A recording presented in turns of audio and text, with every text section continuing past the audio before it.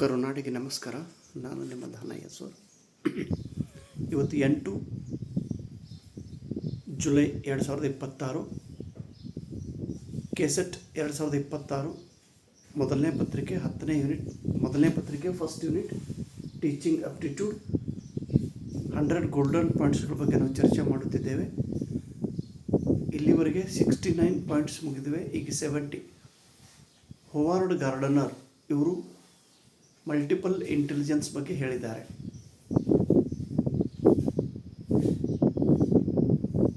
ಬಹು ಬುದ್ಧಿವಂತಿಕೆ, IQ intelligence ಕೋಶೆಂಟದ ಒಂದು ಫಾರ್ಮುಲಾ MA ಅಂದರೆ ಮೆಂಟಲ್ ಏಜ್ ಬಾಗಿಲೆ ಕ್ರೊನಾಲಜಿಕಲ್ ಏಜ್ ಇಂಟು 100.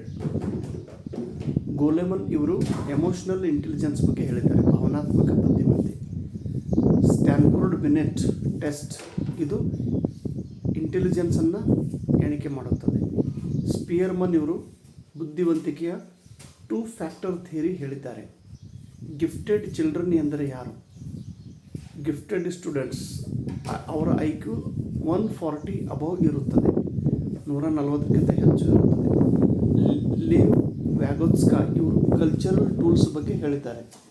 ಭಾಷೆಯನ್ನು ಕಲಿಯಬೇಕಾದರೆ ಕಲ್ಚರಲ್ ಟೂಲ್ಸ್ಗಳ ಸಹಾಯದಿಂದ ಕಲಿಯಲು ಸಾಧ್ಯವಿದೆ. ಇನ್ಸ್ಟಿಂಕ್ಟ್ ಅಂದರೆ ಪ್ರವೃತ್ತಿ, ಸ್ವಭಾವ. ಒಬ್ಬ ವಿದ್ಯಾರ್ಥಿ ಹತ್ತಿರ ಮೂಲತಃ 14 ಸ್ವಭಾವ ಇರುತ್ತವೆ ಎಂದು ಮ್ಯಾಕ್ ಡೂಗಲ್ ಇವರು ಹೇಳಿದ್ದಾರೆ.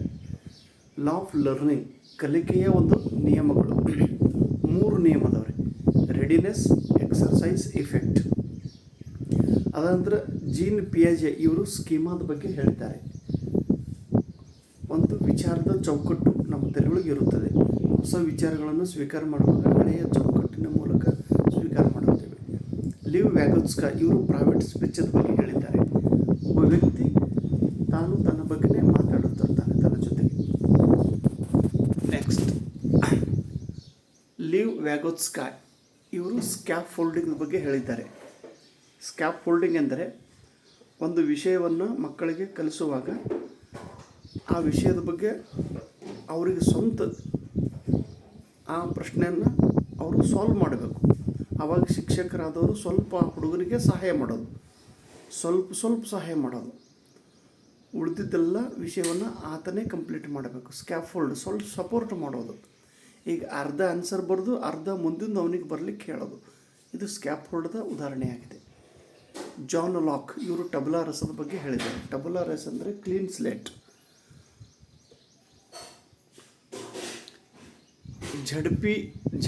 ZDP ಅಂದರೆ ಝೋನ್ ಆಫ್ ಪ್ರಾಕ್ಸಿಮಲ್ ಇಲ್ಲಿ ತಪ್ಪಾಗಿದೆ. ಝೋನ್ ಆಫ್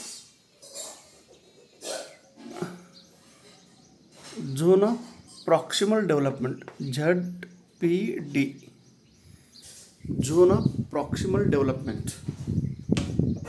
ಒಂದು ಮಗು ಕಲಿಯಬೇಕಾದ್ರೆ ಅವನು ಸಮೀಪ ಗೈಡೆನ್ಸ್ ಮಾಡೋರಿದ್ರಂದ್ರೆ ಇನ್ನೂ ಹೆಚ್ಚಿಗೆ ಆತನು ವಿಷಯವನ್ನು ಕಲಿಯುತ್ತಾನೆ. ಫ್ರೆಡ್ರಿಕ್ ಫ್ರೊಬೆಲ್ ಇವರು ಕಿಂಡರ್ ಗಾರ್ಟನ್ ಬಗ್ಗೆ ಹೇಳಿದ್ದಾರೆ. ಡಿಸ್ಲೆಕ್ಸಿಯಾ ಎಂದರೆ ಓದಲು ಅಡೆತಡೆ ಉಂಟಾಗುವ ಸಮಸ್ಯೆ. CBCS choice based credit system 2015ನಲ್ಲಿ ಪ್ರಾರಂಭವಾಗಿದೆ. ಇದರಲ್ಲಿ O ಗ್ರೇಡ್ ಎಂದರೆ ಔಟ್ಸ್ಟ್ಯಾಂಡಿಂಗ್. ಇಲ್ಲಿ ಒಟ್ಟು 10 ಪಾಯಿಂಟ್ಸ್ಗಳು ಕೊಡುತ್ತಾರೆ. ಪಿಯರ್ ಅಸೆಸ್ಮೆಂಟ್ ಎಂದರೆ ವಿದ್ಯಾರ್ಥಿಗಳು ತನ್ನ ಗೆಳೆಯನ ಬಗ್ಗೆ ಅಥವಾ ಗೆಳತಿಯ ಬಗ್ಗೆ ಮೌಲ್ಯಮಾಪನ ಮಾಡುವುದು ಒಂದೇ ಕ್ಲಾಸ್ ರೂಮ್ದಳು. CCE continuous and comprehensive evaluation. Swayam Prabha ಎಂದರೆ 40 DTH TV ಚಾನಲ್ಸ್ಗಳ ಗುಂಪು. ಸ್ಪಂದನ್ ಅನ್ನೋ ಒಂದು DTH TV ಚಾನಲ್ ಇದೆ.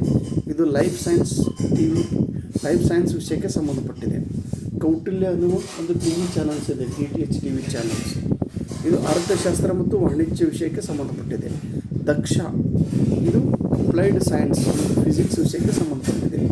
ಸಂಸ್ಕಾರ DTH TV ಚಾನಲ್ ಭಾಷೆ ಮತ್ತು ಸಾಹಿತ್ಯಕ್ಕೆ ಸಂಬಂಧಪಟ್ಟಿದೆ. ಸಾಥಿ ಅನ್ನೋದು self assessment test and help for entrance exam. Competitive exam ಬರೆಯುವ ವಿದ್ಯಾರ್ಥಿಗಳ ಸಲುವಾಗಿ ಭಾರತ ಸರ್ಕಾರದವರು ಪ್ರಾರಂಭಿಸಿರುವ ಇದೊಂದು ಸಾಥಿ ಚಾನಲ್ಸ್.